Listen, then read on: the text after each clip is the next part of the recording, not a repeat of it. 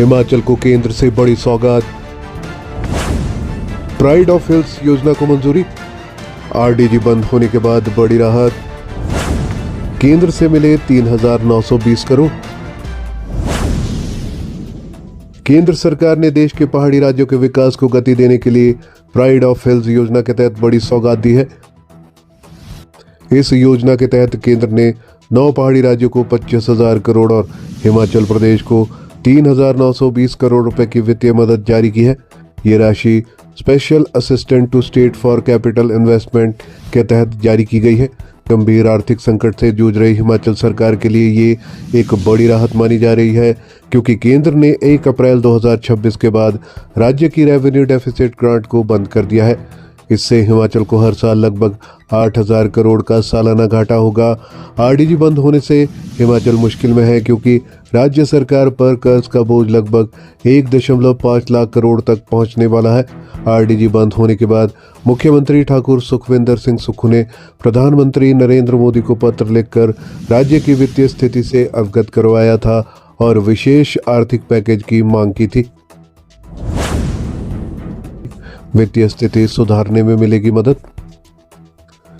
इस बीच केंद्र सरकार ने प्राइड ऑफ हिल्स के तहत पहाड़ी राज्यों की भौगोलिक और आर्थिक चुनौतियों को ध्यान में रखते हुए ये विशेष मदद जारी की है।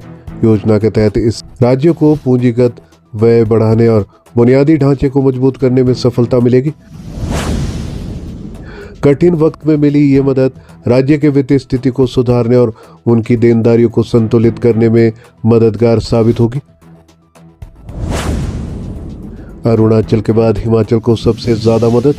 अरुणाचल प्रदेश को सबसे ज्यादा 4,900 करोड़ रुपए, हिमाचल को 3,920 करोड़, उत्तराखंड को 3,460 करोड़, त्रिपुरा को 3,450 करोड़, नागालैंड को 3,880 करोड़, मणिपुर को 2,400 करोड़, मेघालय को 2,070 करोड़, सिक्किम को 820 करोड़ और मिजोरम को 100 करोड़ रुपए आवंटित किए गए हैं। हिमाचल के लिए ये बड़ी राहत। हिमाचल प्रदेश के लिए ये पैकेज खास तौर पर अहम माना जा रहा है, क्योंकि राज्य लंबे समय से वित्तीय दबाव और सीमित संसाधनों की समस्या से जूझ रहा है। इस फंड से सड़क, स्वास्थ्य, शिक्षा और अन्य बुनियादी ढांचा परियोजनाओं को गति मिलने की उम्मीद है। केंद्र द्वारा 3,920 करोड़ रुपए की वित्तीय सहायता देने के बाद नेता प्रतिपक्ष जयराम ठाकुर का बड़ा बयान सामने आया है।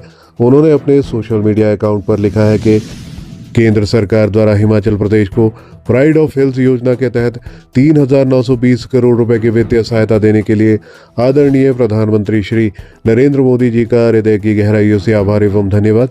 Special assistant to state for capital investment SASCI के तहत जारी की गई ये राशि हिमाचल प्रदेश के विकास में महत्वपूर्ण भूमिका निभाएगी। इससे प्रदेश में पूंजीगत व्यय बढ़ेगा और बुनियादी ढांचे को मजबूत करने में मदद मिलेगी। राज्य सरकार से आग्रह है कि केंद्र द्वारा दी गई सहायता का उपयोग उन्हीं कार्यों के लिए किया जाए जिनके लिए वह दी जा रही है। आरडीजी बंद होने के बाद ये प्रदेश के लिए एक बड़ी वित्तीय सहायता है। हालांकि विशेषज्ञों का मानना है कि आरडीजी और SASCI जैसी योजनाएं अलग अलग उद्देश्य के लिए होती है। आरडीजी का उपयोग राजस्व घाटा पूरा करने के लिए किया जाता है, जबकि SASCI का फोकस पूंजीगत निवेश पर होता है। इसलिए इसे पूरी तरह से आरडीजी का विकल्प नहीं कहा जा सकता, लेकिन ये निश्चित रूप से राज्य को आर्थिक रूप से सहारा देने में मददगार है। क्या यह मुफ्त पैसा है? ये समझना बेहद जरूरी है कि यह राशि मुफ्त या सीधे जनता को मिलने वाली सहायता नहीं है। ये फंड राज्य सरकार को विशेष शर्तों के साथ दिया जाता है, जिसे केवल विकास परियोजनाओं पर ही खर्च किया जा सकता है। इसके उपयोग पर केंद्र सरकार की नजर भी रहती है, ताकि पैसों का सही इस्तेमाल सुनिश्चित किया जा सके। आर्थिक विशेषज्ञों का मानना है कि यदि इस राशि का सही और पारदर्शी तरीके से उपयोग किया गया तो ये हिमाचल प्रदेश की अर्थव्यवस्था को मजबूत करने में अहम भूमिका निभा सकती है।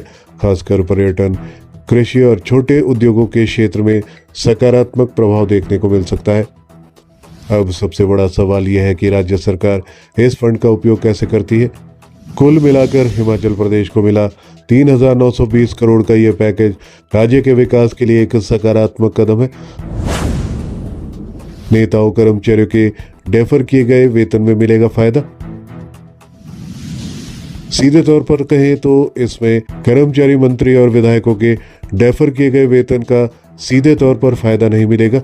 ये पैसा special assistant to state for capital investment SASCI के तहत दिया गया है। SASCI का उपयोग केवल सड़क, पुल, बिल्डिंग, इंफ्रास्ट्रक्चर प्रोजेक्ट, पूंजीगत खर्च पर ही किया जा सकता है।